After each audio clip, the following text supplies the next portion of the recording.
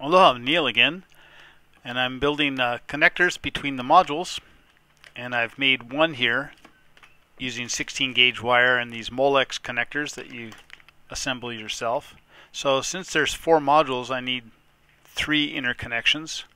I've cut some wires that will go from the ends to the bus between each of them. So I'm going to go ahead and cut a couple more pairs of the black wires, which would be the other half of the bus wire.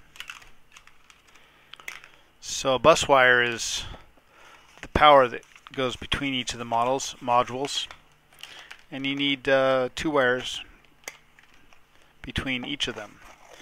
So that's why I got these connectors. So once I have these all cut to length, just strip one of the ends a little bit so that they work well in this connector.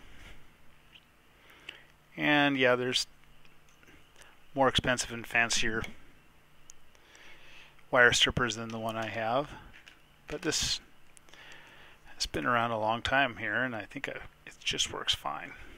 So I've done this already on all the white wires, and I have a battery powered Ryobi soldering iron. So I'll take each of these, coat them with a little bit of flux,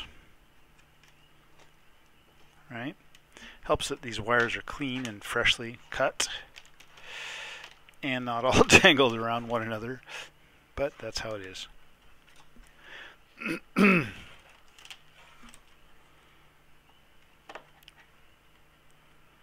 So got the floor black wires here ready to go, and my soldering iron is hot. Solid red bar. So I'm just gonna hold these all in a place where I can give them a little heat and apply some solder to the ends of them.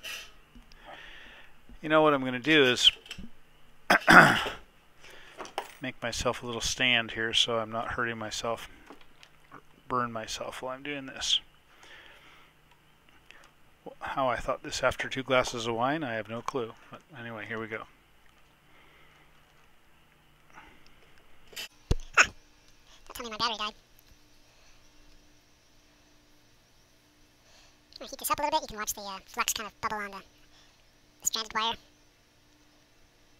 And as it heats up, you should be able to draw that solder right into the wire. Let's give it more flux. There we go. There we go. You can see the solder just sucked in between the strands there. Pretty amazing, actually.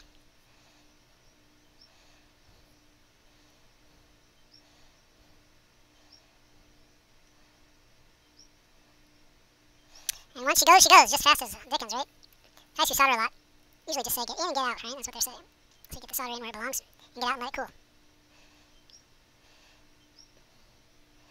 Just like that. Get in, get out. So we're going to do the same thing with the white wires here. Give them a little flux.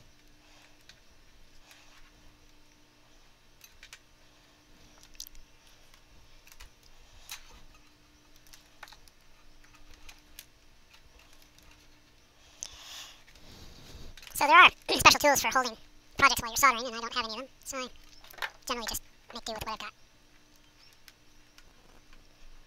So we'll see if this works. Alright. Keep that tip clean, nice and fresh.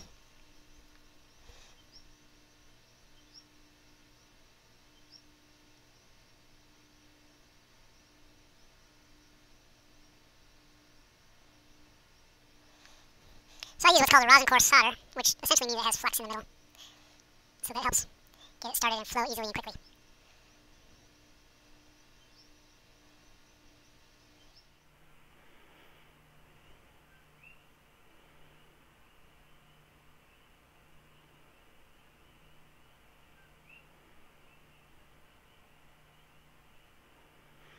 Alrighty then.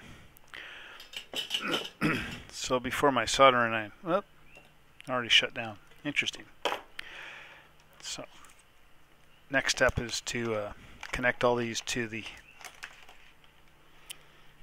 plus and minus of these wires, these plugs that will go into the fixture. And so they are designed to crimp in so you have a real good physical connection first of all, and then the solder makes the good electrical connection. So I like to make sure it's nice and tight. I wrap this one around the insulated side.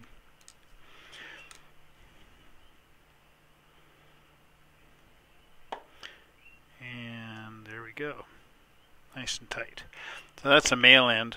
So we'll find ourselves a female end for another one.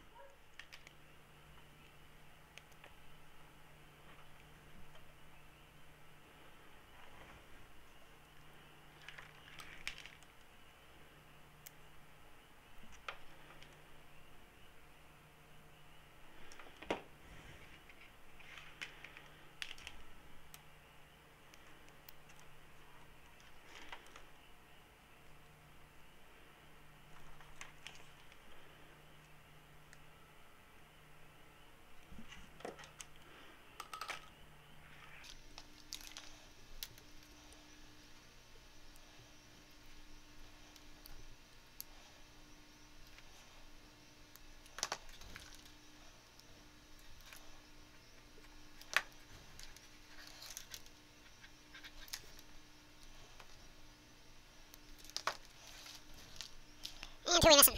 This guy.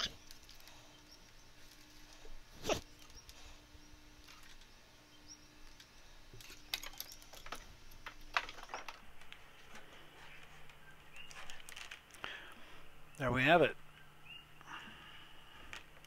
So I've got all three of these ready to connect up my modules, and we'll get some power going and see if we can get some trains running.